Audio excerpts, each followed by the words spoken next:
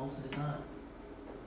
You can ask any pro athlete, any successful person, any walk of life. They became, and I hate to use this word, but they became obsessed with becoming that, whatever it was. And nothing's going to stop them.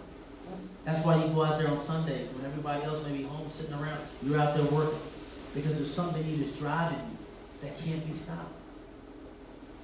And if you can instill that in a person at a young age and get them to believe in themselves, not worry about what the world is going to say, because I'm going to tell you, they're going to discourage you from becoming everything you want to become. Everybody told me I couldn't do it.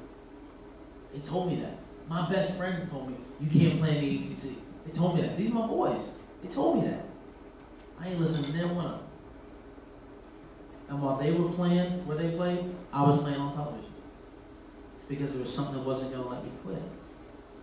And when I look at opportunities like you have here, with a controlled place that wants to help you grow and become who you can become, not everybody's going to make the pros, realize that. But there's not a person in here that can't get their education paid for. There's not a person here that can't grow in self-esteem. There's not a person here that can get moralistic understanding and values about what life you want to live and the impacts you want to make in the world, because everybody in here is going to make an impact. You were born to do that. How great of an impact is going to be based on how you set yourself up for success. And the one thing that had to happen for me was there had to be some information that I didn't have. Today, at 46 years old, I'm becoming what I think about all the time, and that's a difference maker. That's all I think about every day. How can I make change? How can I impact lives? How can I make somebody better than what they are today? That's all I care about, nothing else. So I'm going to leave you with 4 rules about life. And then we're going to turn this thing over to... I'm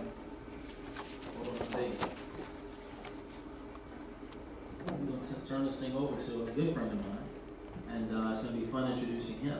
But I want to talk to you about these four things, and adults, this is for you as well. There's 4 things that I live by now.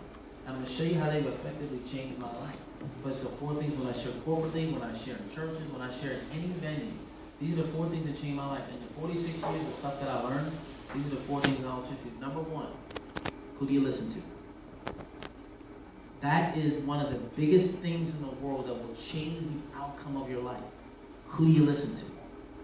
If there's something you want to do, if there's somebody you want to become, find somebody that's already done it. How are you going to listen to somebody about wanting to own a business that's never owned a business? That doesn't make sense. I wouldn't ask a soccer coach about football. It doesn't make sense. But who do you listen to? That's number 1. Say, who do you listen to? This is not rhetorical. Say, who do you listen to? Who do you listen to? Thank you. Number 2 is called the Teachability Index. Now, the Teachability Index is the critical piece for you as an individual. It will ask you, how willing are you to accept change once it's been acknowledged? How willing are you to accept change once the need for change has been acknowledged? That's the Teachability Index.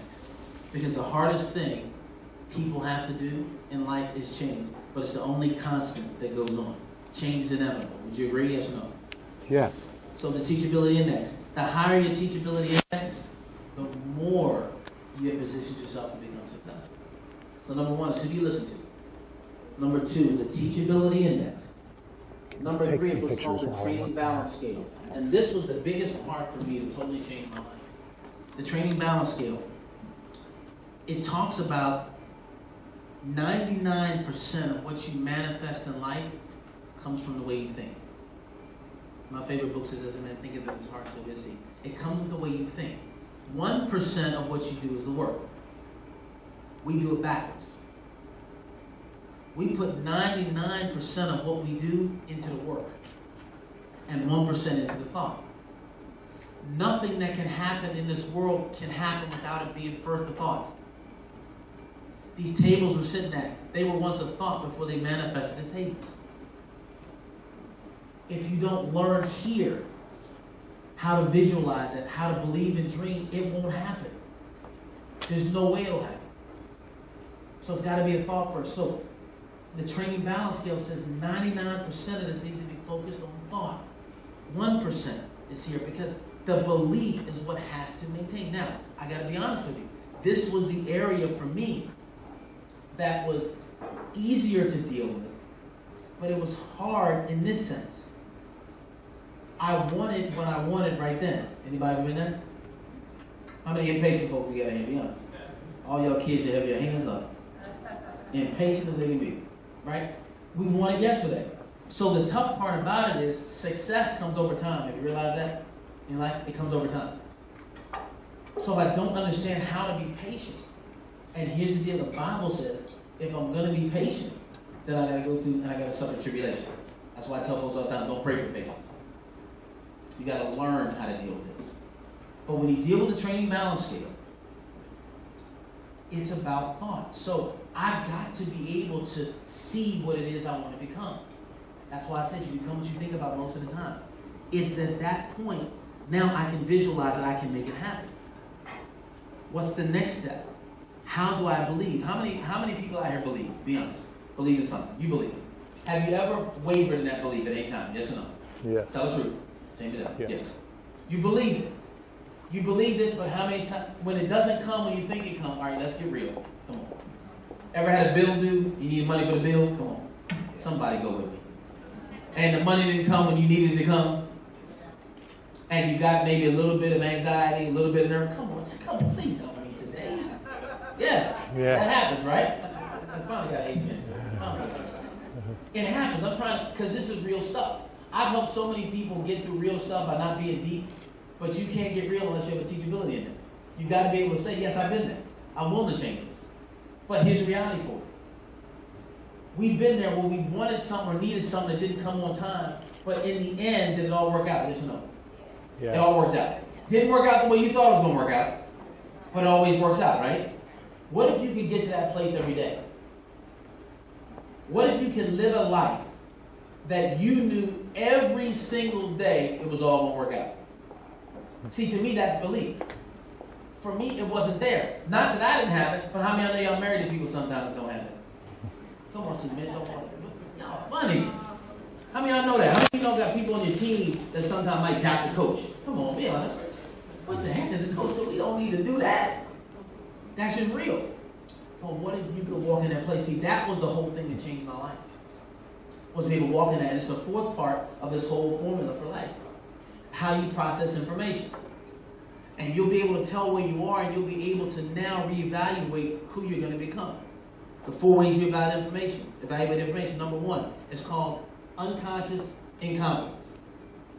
Number 2 is conscious incompetence. Number 3 is conscious competence. And number 4 is unconscious incompetence. So let me walk you through this so you can get an understanding of it. Unconscious incompetence.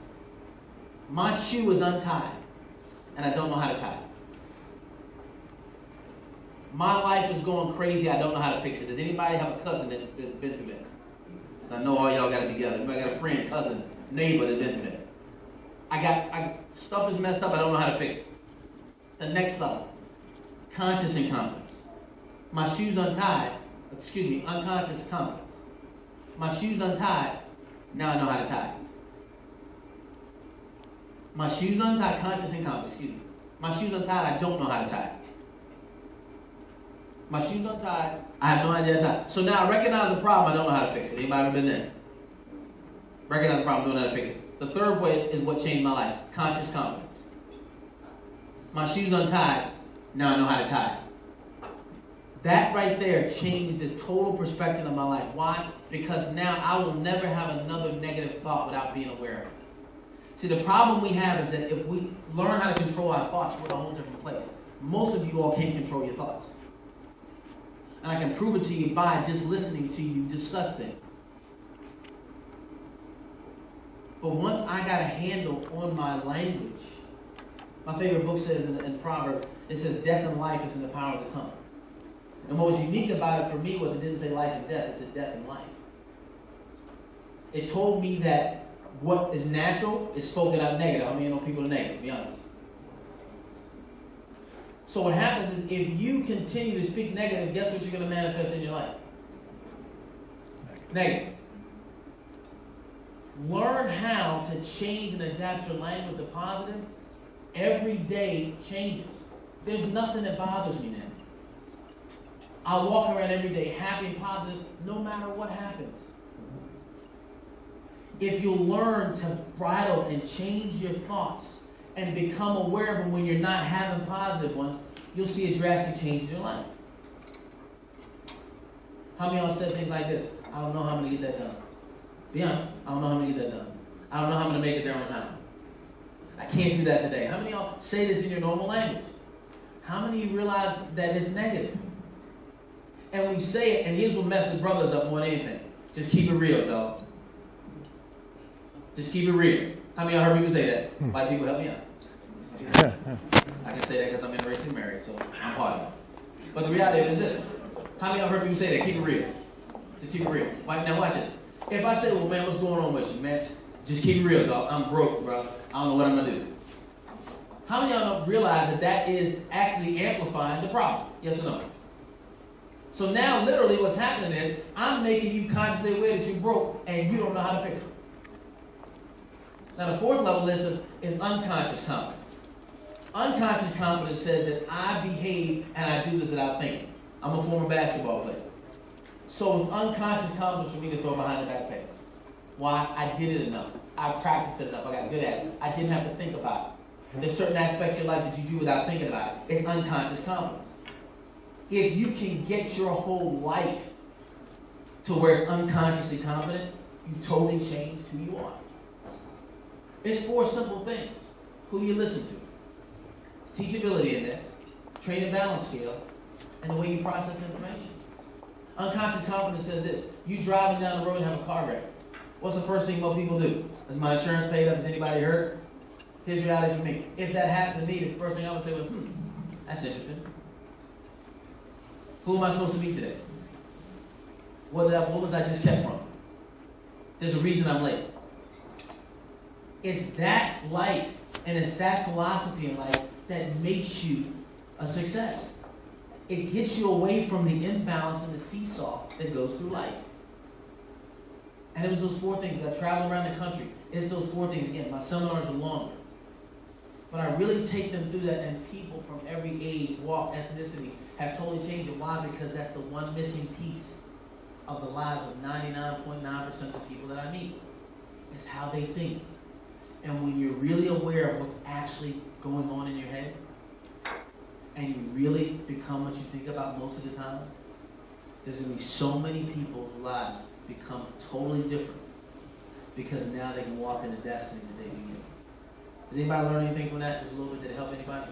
All right, now, I want to